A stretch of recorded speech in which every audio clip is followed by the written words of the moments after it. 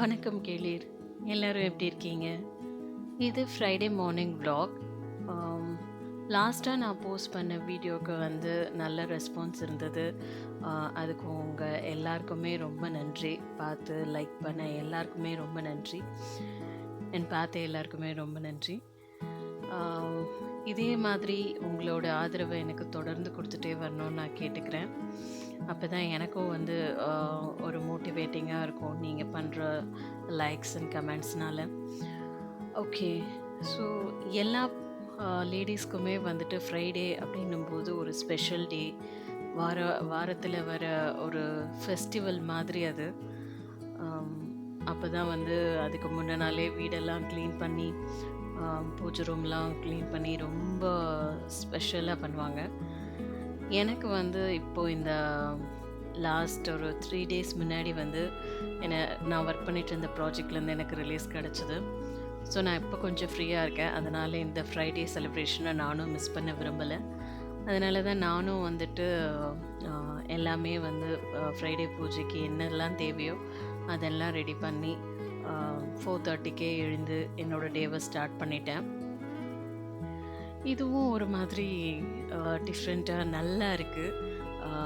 இப்போ தான் தெரியுது ஏன் வந்துட்டு சில பேர் வந்து அந்த ஏர்லி மார்னிங் அப்படின்றத வந்து பிடிச்சிட்டு விட மாட்டேங்கிறாங்க அப்படின்னு சொல்லி.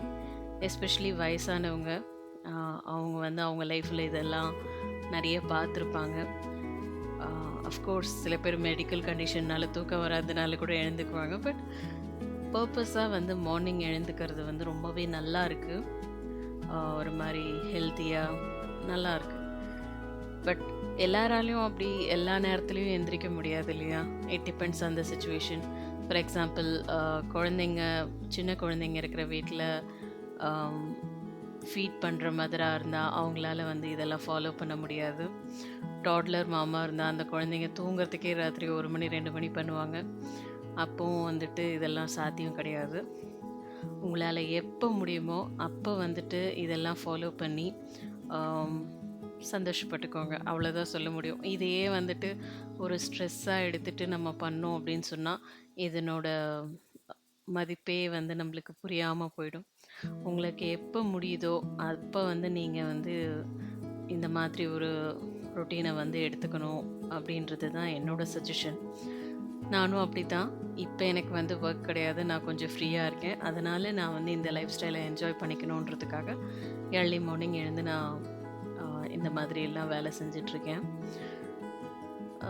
பொதுவாக ஃப்ரைடே அப்படின்னு வந்துச்சுனாவே ஐடி எம்ப்ளாயீஸ் அப்படின்னும்போது அதுவும் இந்த மாதிரி ஊர் விட்டு ஊர் வந்து வேலை பார்க்குறாங்க இல்லையா? அவங்களுக்கெல்லாம் வந்துட்டு ஃப்ரைடே அப்படின்னா கம்பெனியை பொறுத்த வரைக்கும் வீக்கெண்ட் மோட் டாஸ்க் வந்துட்டு என்ன இருந்தாலும் அதை அப்படியே பெண்டிங்கில் போட்டுட்டு சில ஆர்கனைசேஷன்ஸில் ஃபன் ஃப்ரைடே செலிப்ரேட் பண்ணுவாங்க.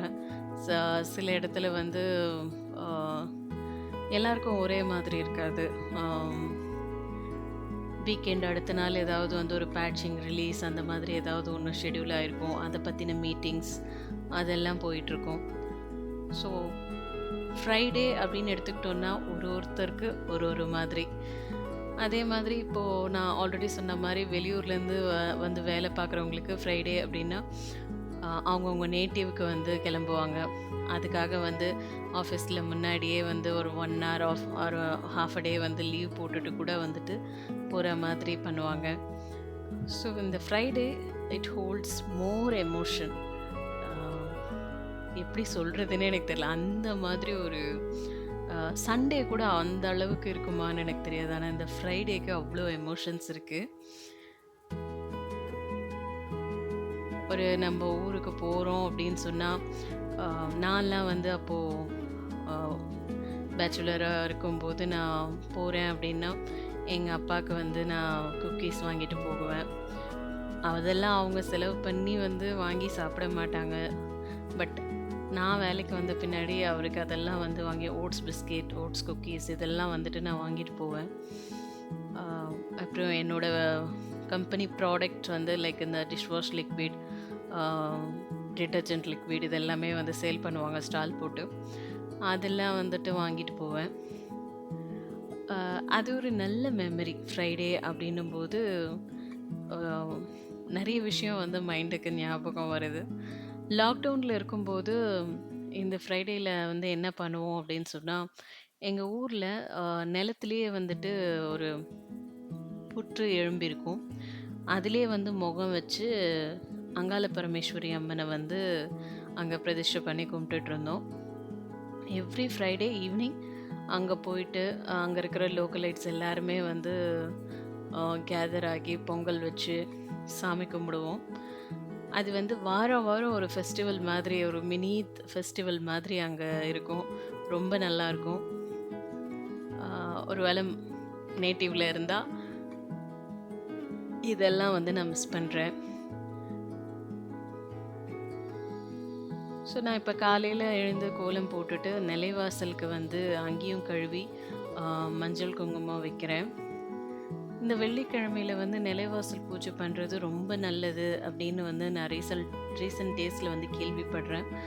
ஆ, நம்மளால ரெகுலரா பண்ண முடியுமான்னு தெரியாது. ஆனா, பண்ண முடியும்போது கண்டிப்பா பண்ணணும் அப்படின்னு வந்து நான் முடிவெடுத்திருக்கேன். ஏன்னா, நான் லாஸ்ட் வ்ளாக்ல சொன்ன மாரி லைஃப் ஸ்டைல்ல சில சேஞ்சஸ் கொண்டு வரணும்.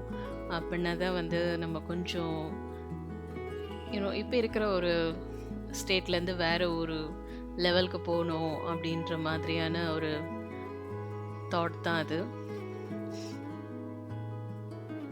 இந்த செம்மண் வந்து இது இது வந்து வழக்கமா அம்மாலாம் ஒரு துணிய போட்டு, அந்த துணிய வந்து அந்த துணியில தான் வந்து தேய்ச்சு விடுவாங்க. நான் சின்ன வயசுல பார்த்துருக்கேன். அதுக்கப்புறம் எல்லாமே மாறி போச்சு. அந்த மாரிலாம் இப்ப யாருமே பண்றதே இல்ல. ஆ ஈவன் வில்லேஜ் சைட்லலாம் கூட வந்து நான் நெனச்சுட்டு இருந்தேன் வில்லேஜ்லலாம் டெய்லி வந்துட்டு வாசல் தெளிச்சு கோலம் போடுவாங்க. டெய்லி விளக்கேத்துவாங்க. அப்படியெல்லாம் இல்லைங்க. ஏன்னா அவங்களுக்கு வந்து இந்த விவசாய வேலையே வந்துட்டு ரொம்ப அதிகமா இருக்கு. காலையில வந்து ஏர்லி மார்னிங் எழுந்து மாட்டு பால் கறக்கிறது அது இது பண்றாங்க. இல்ல மிட் நைட்ல எழுந்து அந்த தண்ணி வரும் இல்லையா? வயலுக்கு தண்ணி கட்டுறது, இந்த மாரி வேலைலாம் செய்றாங்க. அதுக்கப்புறம் வந்து அவங்க டே வந்து அது ஒரு கம்ப்ளீட்லி டிஃப்ரெண்ட் ஜோன். நம்ப இந்த ரெகுலர் வ்ளாக்ஸ்ல பார்க்குற மாதிரி, அல்லது இந்த சினிமால காட்டுற மாதிரியெல்லாம் இல்ல, விவசாய வேலை. ரியலிஸ்டிக்கா அவங்க கூட இருந்து பார்க்கும்போது, அது வந்து வேற மாதிரி இருக்கு. இந்த வேலையெல்லாம் செய்யணும் அப்படின்னு சொன்னோம் அப்படின்னா, அது வந்து அவங்களால இதுக்கெல்லாம் இம்பார்ட்டன்ஸ் குடுக்க முடியலன்னு தான் நான் சொல்லணும். அவங்க ரொம்ப வந்து இன்ட்ரஸ்டடா கோலம் போடுறது வந்து இந்த பொங்கல் டைம்ல மட்டும் தான். அப்ப மட்டும் போட்டி போட்டு கோலம் போடுறாங்க. இங்க யார் வீட்ல அதிகமா கோலம் இருக்கு அப்படின்ற மாதிரி, அவங்க வீட்ல எங்கெங்கெல்லாம் கேப் கிடைக்குதோ அங்கெல்லாம் கோலம் போட்டு விடுறாங்க. அப்படிதான் இருக்கு. எனக்கு இந்த மாதிரி இந்த வாசல்ல வந்து கோலம் போடுறத யோசிக்கும்போது.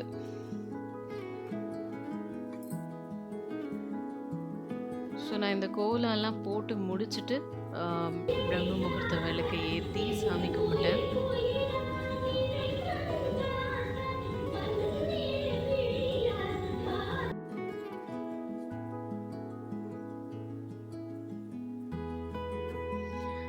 ஸோ இந்த மாதிரி எல்லாம் பூஜை எல்லாம் முடிச்சது பின்னாடி, ஆ பிரேக்ஃபாஸ்ட்டுக்கு வந்து நான் ரெடி பண்ண ஆரம்பிச்சிட்டேன். நான் மேக்ஸிமம் வந்து காலையில என்ன செய்றேனோ, அதே தான் வந்து லஞ்சுக்கும் இருக்கிற மாதிரி வந்து நான் செய்வேன். தனித்தனியா செய்யறது வந்து எனக்கு வந்து செட் ஆவறதில்ல. அதனால இன்னைக்கு வந்து ஒரு நெறைய வெஜிடபிள்ஸ் போட்டு குருமா பண்ணலாம். ஏன்னா முன்ன நாள் தான் காய்கறி வாங்கிட்டு வந்திருந்தேன் இல்லையா? அதனால நெறைய வெஜிடபிள்ஸ் போட்டு குருமா பண்ணலாம் அப்படின்னு சொல்லிட்டு, ஸோ தட் எனக்கு இது வந்து பிரேக்ஃபாஸ்ட்டுக்கும் யூஸ் ஆகும், லஞ்சுக்கும் யூஸ் ஆகும் அப்படின்றதுனால, நான் இந்த மாதிரி இன்னைக்கு பண்ணிட்டேன். நான் ப்ராஜெக்ட்ல இருக்கும்போது கூட நான் இந்த மாதிரி தான் பண்ணுவேன். ஏன்னா வந்து அப்ப இன்னுமே பிஸி. சம்டைம்ஸ் இத குக் பண்றதுக்கு கூட எனக்கு டைம் இருக்காது. இப்ப வந்து ஏன் இந்த மாரி பண்றோம்னா, நான் பெஞ்ச்ல இருந்தாலுமே நான் ஆஃபீஸ் போயே ஆகணும். நான் ப்ராஜெக்ட்ல இருந்தா கூட எனக்கு work from home exception rice பண்ணிக்கலாம். ஆனா இப்ப பெஞ்ச்ல இருக்கிறதுனால கண்டிப்பா ஆஃபீஸ் போயே ஆகணும். அதனால வந்து நான் முன்னாடியே எல்லாமே ரெடி பண்ணி வச்சுட்டு ஆஃபீஸ் கிளம்பலாம் அப்படின்னு சொல்லிட்டு தான் ரெடி பண்ணிட்டுருந்தேன். ஆ வெங்காயம் ஸ்பைசஸ்லாம் போட்டு வெங்காயம், கருவேப்பிலை, ஆ, பச்சை மிளகா, தக்காளினா இஞ்சி, பூண்டு, தக்காளி 3ம் அரைச்சி சேர்த்துருக்கேன். இது எல்லாமே சேர்த்துட்டு முருங்கைக்காய், உருளைக்கிழங்கு இது 2 தான் நான் ஆட் பண்ணேன். இதில் வந்து நான் மிளகாத்தூள் எல்லாம் எதுவுமே சேர்க்கல. வெறும் பச்சை மிளகா காரம் தான். ஸோ மஞ்சத்தூள், அதுக்கப்புறம் வந்து தேங்காயிலே வந்து பச்சை மிளகா, கசகசா, முந்திரி இதெல்லாம் போட்டு அரைச்சு, சோம்பு இது ரொம்ப முக்கியம். ஏன்னா சோம்பு வந்து இந்த தனி ஃப்ளேவர் கொடுக்கும். அதெல்லாம் போட்டு அரைச்சு நான் வந்து ஒரு 2 விசில் விட்டு எடுத்துட்டேன். அண்ட் குருமாவும் நல்லா ரெடி ஆகிடுச்சு. பிரேக்ஃபாஸ்ட்டுக்கு வந்து தோசை செஞ்சு சாப்பிட்டோம். அதுக்கப்புறம் ஆஃபீஸ் கிளம்பியாச்சு. ஸோ இப்படி தான் என்னோடய ஃப்ரைடே மார்னிங் ரொட்டீன் போச்சு. உங்கள் எல்லாருக்கும் இனி இந்த வீக்கெண்ட் ரொம்ப ஸ்பெஷலாக போயிருக்கும்னு நம்புகிறேன். லேட்டாக விலாக் அப்லோட் பண்ணதுக்கு ரொம்ப சாரி. இனிமேல் ரெகுலராக கரெக்டாக கொடுத்துட்றேன். Thank you for supporting me. எல்லாருக்கும் எல்லா நல்லதும் நடக்கணும்னு நான் கடவுள்கிட்ட வேண்டிக்கிறேன்.